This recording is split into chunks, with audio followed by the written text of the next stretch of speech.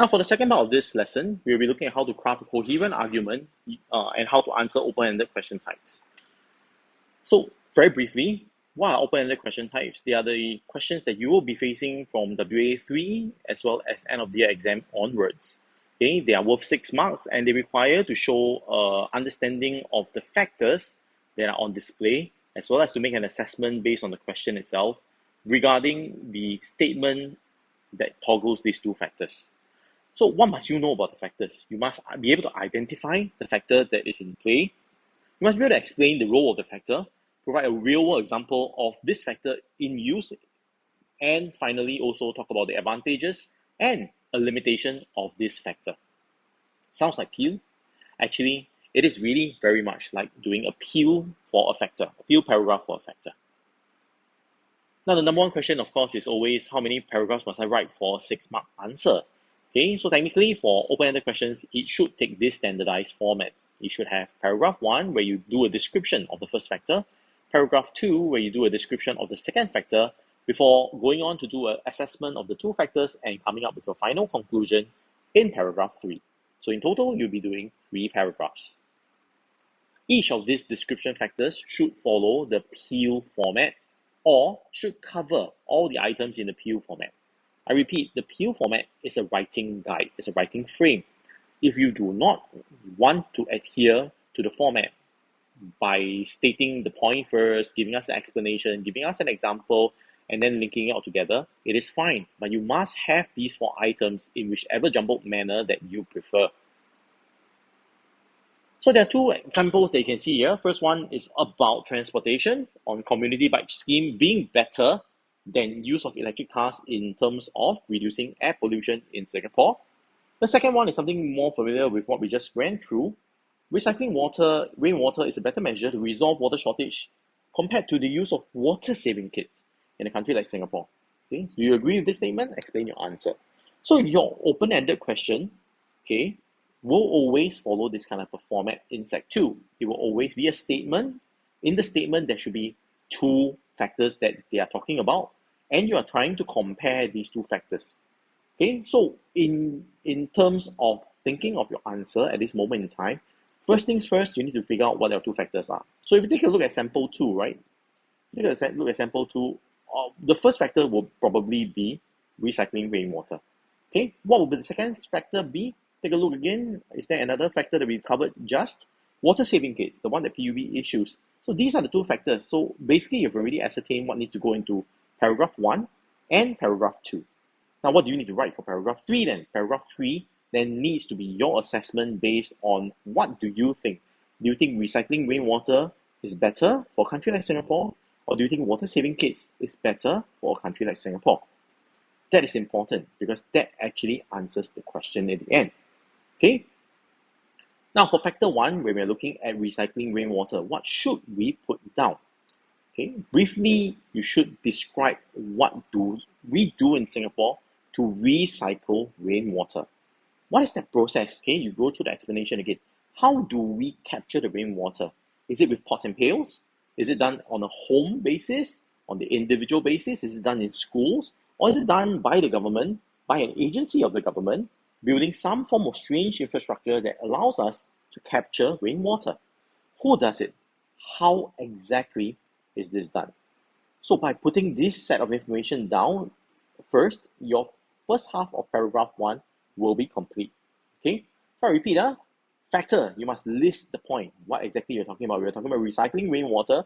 What do you mean by recycling rainwater? Is it drinking it? Is it harvesting it? Is it collecting it? Okay, that is collection only. What do you mean by the word recycle? Okay, what do you use it for? What can it be used for? Okay, is it used for chores? Is it used for irrigation? These are the things that you have to put down first. Next, a real-world example. Who does it in Singapore? Where is this done? Is it done in schools, like I mentioned earlier? Is it done in residential areas? Is it done in factories? Is this done in government buildings only? What organization does it? Okay, that must come out in your answer. Where can you find this? Go to the booster slides, this set of slides that we're attaching with this assignment. This booster set of slides is essential. You should Read this. You should learn this well. Advantage, what are some of the key advantages of this, okay, of this process? What tangible benefits can you put down? Is there a percentile decrease, increase? Is there money savings? Is there people whose lives are saved because of this? Right? These are what we mean by tangible. Something that is real, something that is countable, something that can be scientifically obtained, a data set, a number, right? Something that is tangible. Lastly, limitation. Note, we didn't see a limitation in the booster notes. But remember, I told you how to come to the limitation. Think about what is limiting about this. Is there something that needs to take place before you can implement this factor? Is money a problem? Okay, is space a problem? Right? This is where the country lock comes in. It comes in because not every country is as affluent as Singapore. Not every country has the ability to implement certain things at a national level immediately. But Singapore also has its problems. Singapore has a space limitation, which is something that we cannot really solve easily. Okay, so think about the problems that may not be resolved because of this. What are the issues that will reduce the effectiveness of this particular factor? Okay, if I don't have money, can I do this water recycling? Okay, does this actually solve the problem at hand? Does it help us resolve the water shortage issue in Singapore? Right?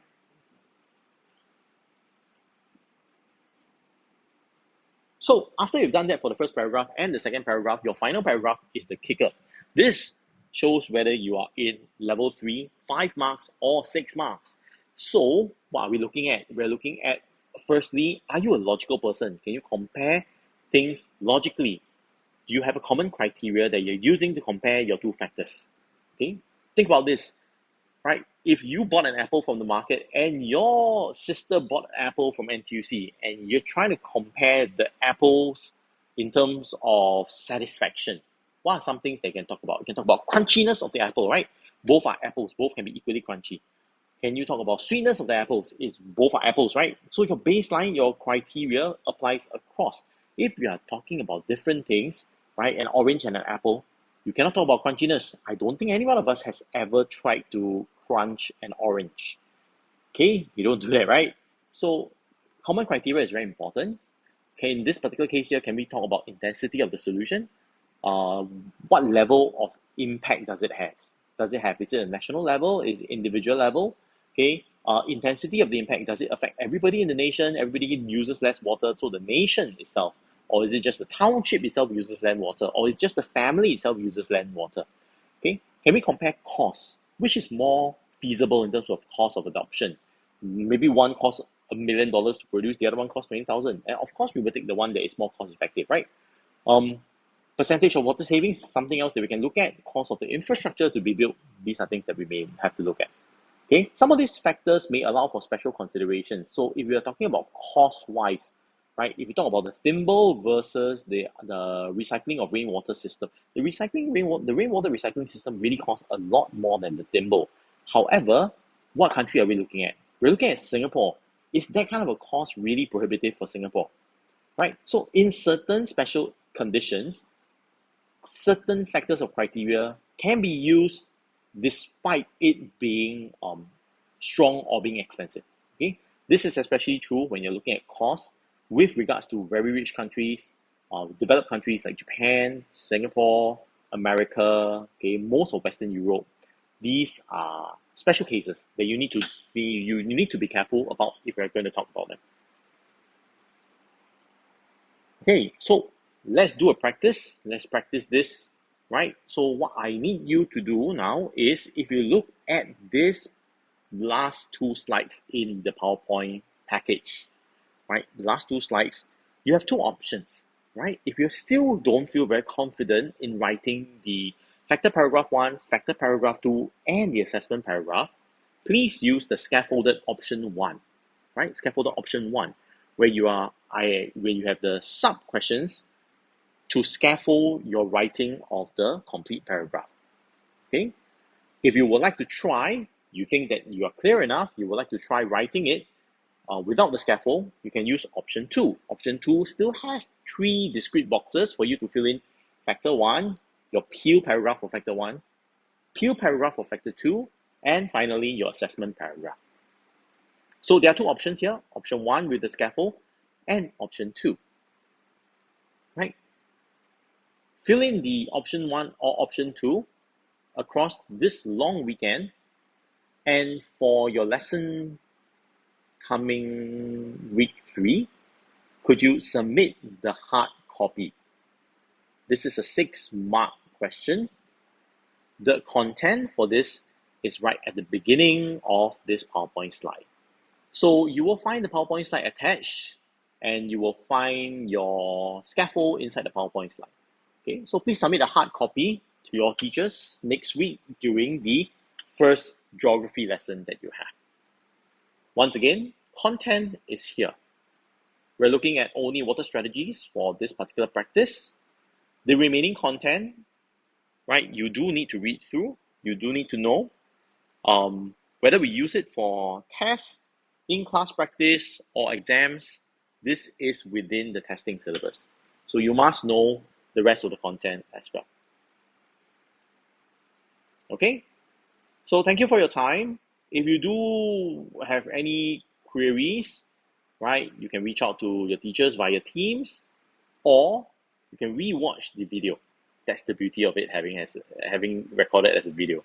Okay, you go to the portion, whether you want to learn how to write the factor paragraphs clearly, whether you want to learn how to write the assessment paragraph clearly, go to the correct point in the video and make sure that you get your homework done.